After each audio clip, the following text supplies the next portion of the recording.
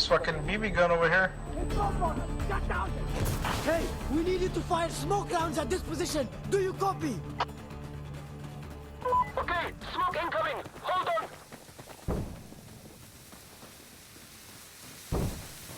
We are capturing this.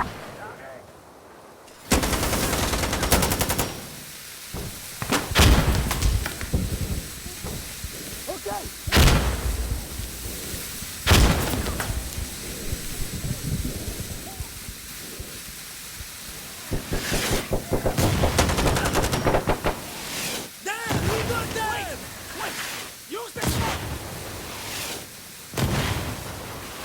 I'm going to reload! Yes, alright, we copy! Shukran!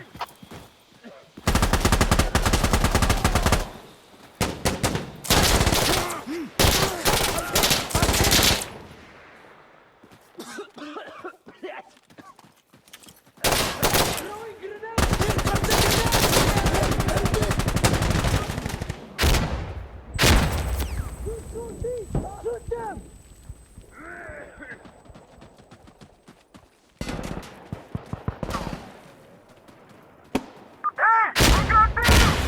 Pyro, you're here. Losing dead!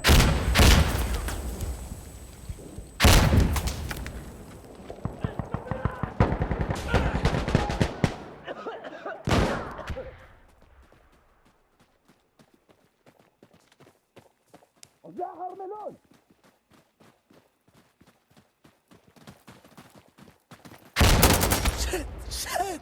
Man down!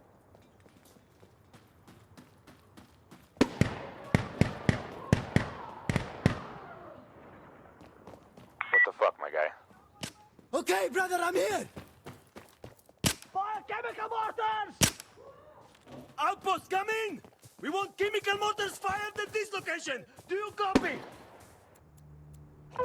Firing chemical rounds.